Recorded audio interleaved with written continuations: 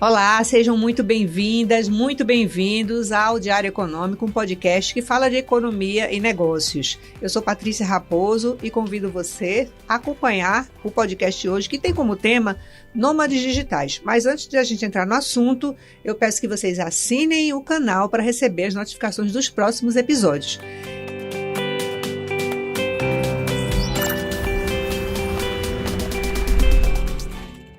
E para falar sobre nômades digitais, eu tenho aqui no estúdio uma nômade, Raquel Uchoa, designer, empreendedora. Ela tem uma startup que inclusive é ligada a esse tema de nômade digital. Raquel, seja muito bem-vinda. Obrigada, Patrícia, é um prazer estar aqui. Maravilha. E aqui também uma pessoa que ajuda os nômades a ficar para cima e para baixo aí no planeta, que é o Walter D'Angelo, advogado, mestre em Direito pela UFPE e CEO da Bonjour. Seja muito bem-vindo, Walter. Muito obrigado pelo convite, Patrícia. Tudo bem, Raquel? E com isso a gente está à disposição para poder contribuir da melhor forma possível com o programa. Maravilha. Vamos entender como é que Walter ajuda esses nômades a transitar pelo planeta. Bom, então, Raquel, uma nômade, Walter, um advogado que ajuda os nômades. Vamos começar aí, Raquel, a entender esse conceito de nômade. O que é um nômade digital? Isso, Patrícia, eu acho que assim, a questão do nomadismo digital veio muito pós-pandemia, né, essa possibilidade toda que as pessoas ficaram remotas e as empresas acabaram optando por essa possibilidade de você trabalhar onde quiser. A pandemia ajudou as empresas a entenderem que é possível ter um funcionário fora das suas instalações, né? Isso. Antes, claro que existiam, né? Isso, eu acho que o nomadismo, ele é um perfil, né? Um padrão de vida, um estilo de vida que as pessoas optam por poderem, muitas vezes, levarem os seus trabalhos. No meu caso, sou designer, eu preciso de um computador e um acesso à internet apenas para fazer minhas entregas, né? Antes, como você falou, sou empreendedora, eu tenho uma empresa há 21 anos, né? Então, eu tinha essa dinâmica de já poder estar em qualquer lugar, né? Mas agora, mesmo estando com empregos, as pessoas podem se movimentar e continuar com suas atividades. Como né? você falou, antes já existia, a gente já tinha conhecimento, antes mesmo da pandemia, né, Walter, que haviam empresas nos Estados Unidos que contratavam programadores na China, na Coreia, né, no mundo inteiro, para que essa programação ela ficasse 24 horas por dia ativa, né? Então, isso a gente já sabia que existia isso aí, né? Agora, quando vem a pandemia, as empresas mais tradicionais começaram a perceber, não, é possível, né? É possível realmente ter um funcionário fora das instalações, né? Em qualquer lugar. Agora, Raquel, recentemente foi lançado um visto de nômade digital? Isso, Walter vai poder até falar melhor sobre isso, né? Mas foi bem pertinente, né? Porque eu estou indo agora com a startup para Portugal.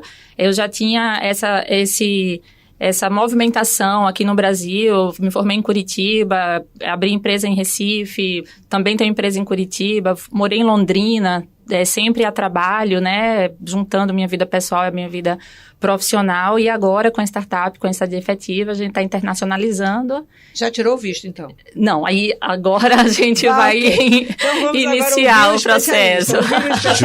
Justamente isso aí. Fala o que é que esse visto permite, né, a esses nômades. Pronto, vamos lá. É um visto que foi regulamentado recentemente, a partir de 30 de outubro, em Portugal. E esse visto nômade digital, você tem duas opções. Você tem a opção da estada temporária, que é um visto que é a partir de 4 meses até 1 ano. E também tem outro visto de residência permanente, onde você pode ir há mais de 1 ano e se prolongar até o 5º ano, que quem sabe já obter a cidadania portuguesa tendo 5 anos de regularidade nessa residência. No caso de Raquel, a gente já estuda o caso dela de não só fazer a questão do nômade de pessoa física, mas internacionalização da empresa também. Porque na época que eu morei em Portugal, de 2019 para 2020, que foi justamente a época que nasceu a Bonjour, o advogado ele era observado como aquele cara que ia trabalhar os projetos.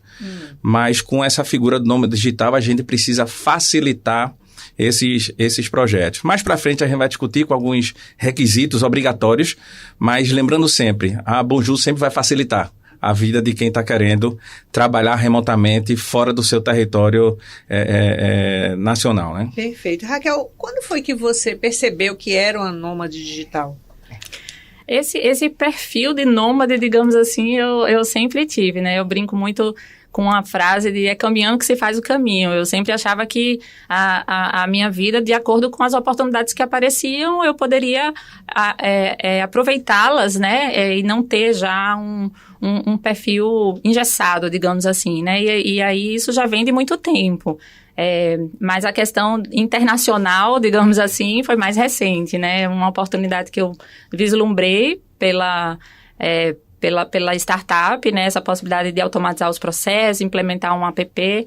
E aí, só complementando a entrada da Bonjour na minha vida, antes de ver qualquer coisa, a minha ideia foi contratar uma assessoria, né? Porque essa coisa do nômade ser alguém também que não tem, que vai na louca, né? Eu acho que tem que ter esse caminho certo para a gente seguir. Qual é o caminho, Walter? Quais são os cuidados que a pessoa precisa ter na hora que decide estar transitando? Porque, veja, porque você mudar de cidade dentro do seu país já requer certos cuidados, então ficar transitando entre países é bem mais complexo. Sem dúvida. Primeiro é você buscar a regularização naquele país ao qual você pretende trabalhar de forma remota. No caso do visto do nômade digital de Portugal especificamente, até para a gente trabalhar com um caso concreto, você precisa comprovar que tem uma renda de 4 salários mínimos portugueses, ou seja, 2.820 euros. Em tratando nosso câmbio, né, o câmbio do real, pode ser algo até mesmo fora da realidade da maioria dos trabalhadores do Brasil. Mas não só se refere o nômade digital à questão do salário, CLT. Você pode ser uma pessoa jurídica que contratos de prestação de serviço, alcançando esse valor, você consegue essa questão do visto. Comprovando com um contrato ou mais contratos. Ou mais contratos, tá? E outra situação é que o nômade digital não é aquele aventureiro, aquele solitário, lobo solitário no mundo. Você tem o nômade digital que tem esposa, que tem marido, que tem filhos, que tem pais que dependam economicamente. Então, já prevê essa situação em Portugal, onde para cada filho você precisa ter uma comprovação mensalmente de 30% do salário mínimo para poder manter aquele filho. E no caso de maiores, seja esposa, marido ou pais, 50% do salário mínimo você tem que comprovar para dar subsistência para aquele seu dependente. Então existe uma faixa aí que precisa ser atendida para quem tem filhos, né? Isso, e por isso a grande preocupação do governo português na realidade são 2 aspectos, que é a questão se você vai ter condições de se alimentar em Portugal, dadas as notícias que a gente vê que imigrantes brasileiros tentam voltar para o Brasil. E outra questão é a acomodação. Se você tem para alimentar e acomodar. E é justamente onde entra a estadia afetiva, que vai ajudar as pessoas a se planejar melhor no momento de que for para Portugal, saber não só onde ficar, mas como ficar. Que aí é justamente o trabalho que Raquel desempenha. Portugal é pioneiro nesse lançamento do visto? Não é pioneiro. A gente tem casos da Estônia, por exemplo, que já vem de muito tempo, mas Portugal é pioneiro naquele que é da língua portuguesa e que é muito mais próximo da gente e tem um mercado potencial brasileiro de mais de 200 milhões de pessoas. O fluxo foi grande, né? Exatamente. E como a população de Portugal está envelhecendo, eles precisam de contribuintes, principalmente para a sua previdência, então eles acabam por facilitar a entrada e a permanência de nômades digitais. Tanto é verdade que o visto nômade, o nômade dá a ideia de você não ter uma residência fixa, mas ao mesmo tempo, no visto nômade digital, Portugal dá a possibilidade de você ter um visto de residência. De residência. Agora, é digital, mas na verdade ele abraça outras profissões, né? Ou só necessariamente quem atua com tecnologia? Não necessariamente. Eu sou advogado, morei 1 ano na cidade do Porto, trabalhando de forma remota. E eu sou advogado. Então a gente tem exemplos de contadores, advogados, designers. Então, quem pode trabalhar num computador é um trabalhador nômade em potencial. O conceito é você poder usar a internet para realizar a sua atividade profissional. Exatamente. Né? Pois é. Raquel, prós e contras, pela sua experiência, nos conte. Porque deve ter um bocado de gente aí querendo ser nômade digital, mas precisa de alguns conselhos.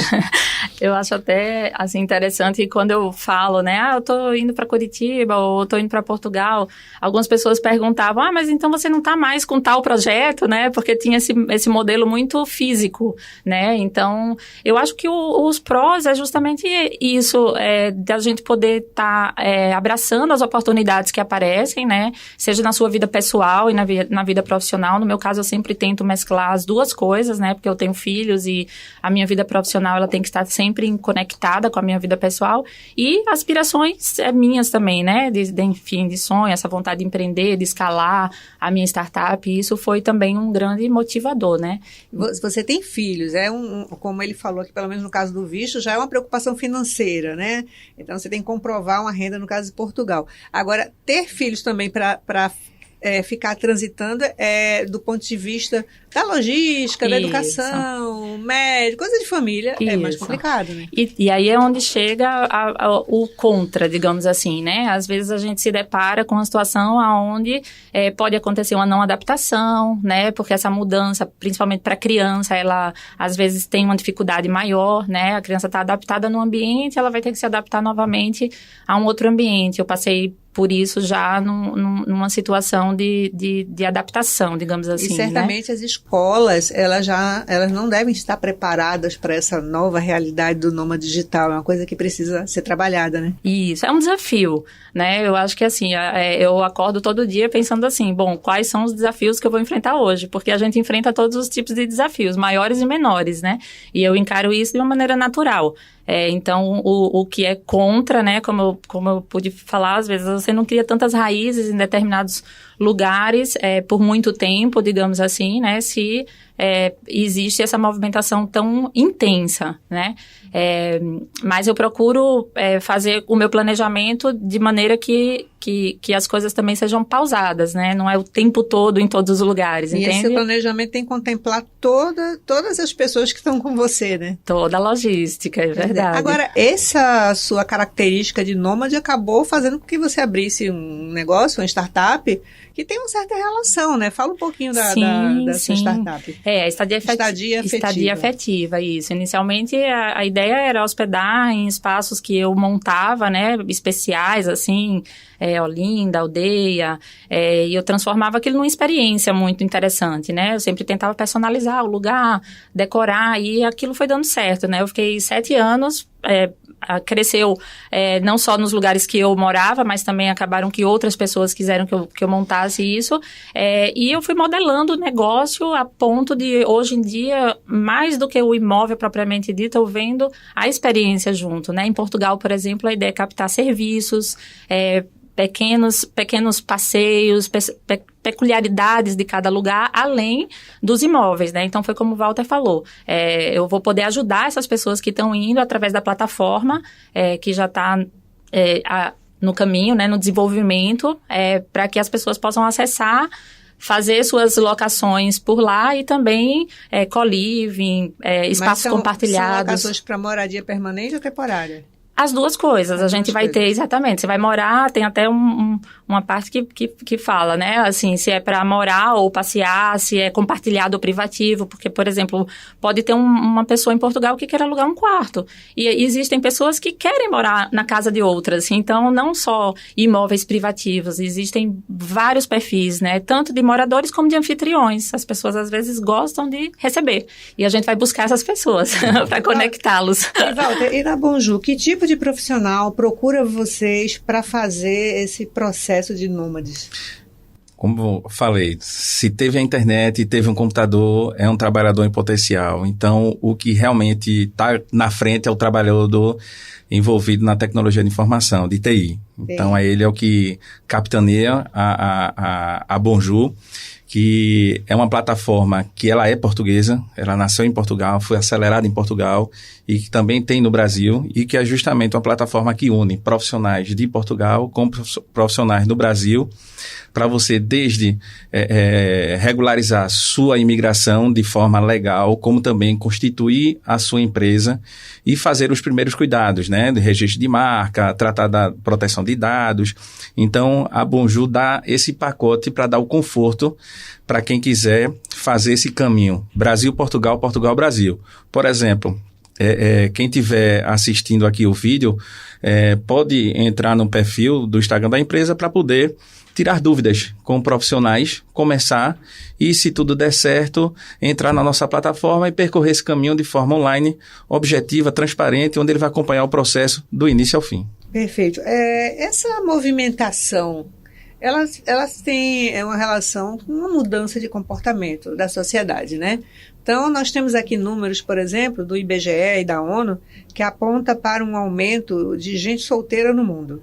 Estima-se que até 2040 o percentual de pessoas solteiras no mundo deva pular de 49% para 57%.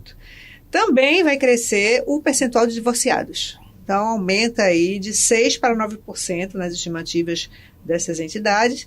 E na via inversa, há uma diminuição na taxa de fecundidade, né, entre os casais. E o que parece é que as pessoas estão querendo ficarem mais soltas, se desprender, não ter tanto compromisso. É isso? É isso, Raquel? Você que é uma nômade? Eu já sou uma pessoa que eu gosto do compromisso, digamos assim, mas talvez essa liberdade, né, eu digo na vida pessoal, mas essa liberdade de você poder estar pronto para o que vem, né, o que está acontecendo, eu acho que pode ser sim um parâmetro para esses números que você falou, né, as pessoas quererem se sentir totalmente à disposição do novo. E você, Walter? Mas eu acredito que essa liberdade, você pode ter uma liberdade sendo casado, tendo filhos, responsabilidade com seus pais também, sem problema nenhum, desde que seu trabalho ofereça esse tipo de cenário. Logicamente, você com filhos pequenos em idade escolar, você não pode passar 3 meses em Pipa, 4 meses no Algarve e 6 meses na Califórnia. Então, você vai prejudicar o andamento. Mas eu acredito que você pode ter essa liberdade desde que você faça esse trajeto do nomadismo com responsabilidade, com regularidade e, sem dúvida alguma, sempre prestando a figura do ser feliz, que eu acho. Mas a maioria das pessoas que procuram você, que tipo de perfil? São casados, são solteiros? Se encaixam nesse padrão? Casados sem filhos. Casados sem filhos. Casados sem filhos é o que está... São mais jovens, pessoas mais são jovens. mais jovens e que demoram para ter filhos. Né? Aquela regra de casou, já se pergunta quando é que vai nascer o filho.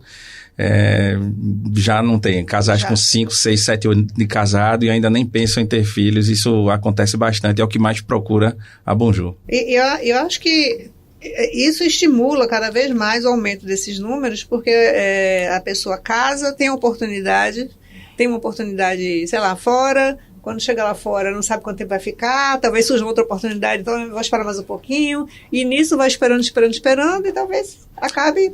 E o grande dilema português é justamente esse, que jovens casais portugueses vão para outros países da Europa.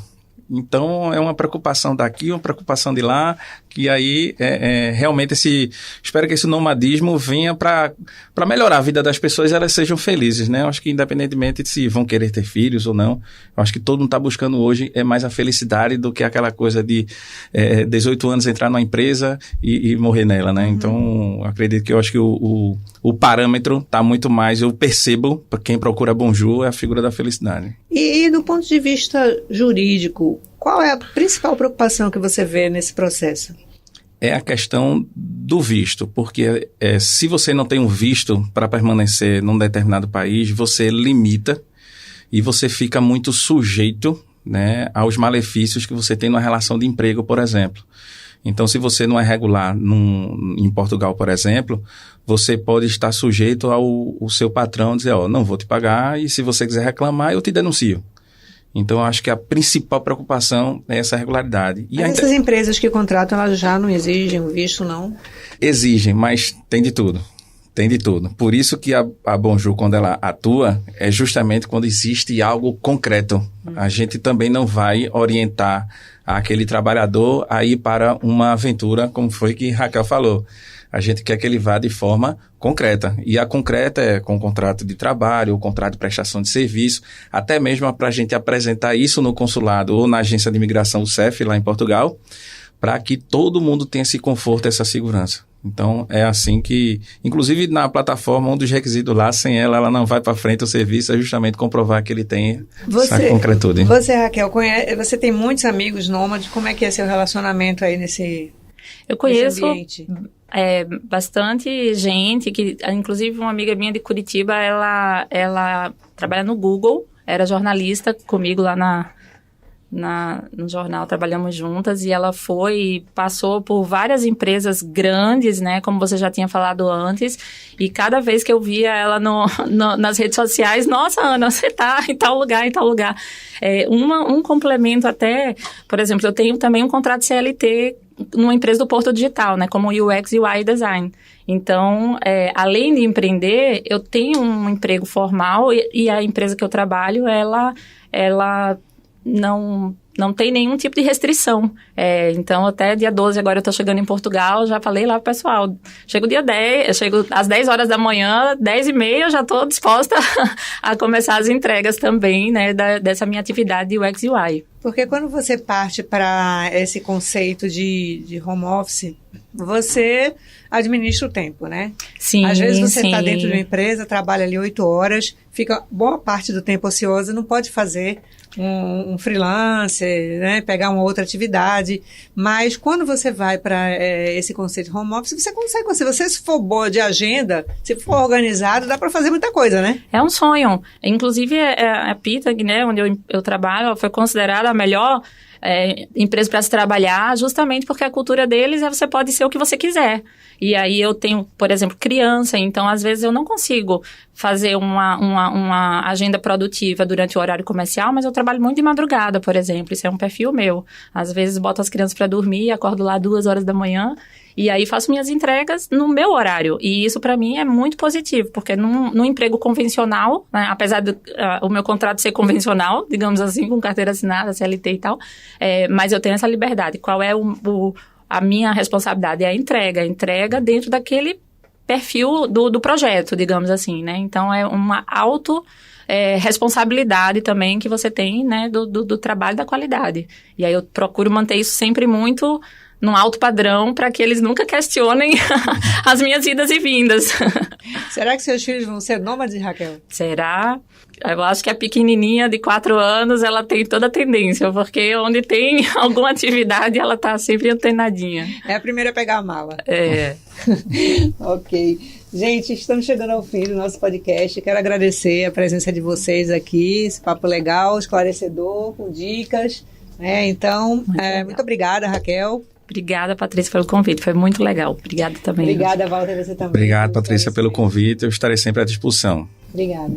E obrigada você também por nos acompanhar até aqui. Não esqueça, assine o canal para receber as notificações do próximo episódio. Dos próximos, são vários. Até a próxima.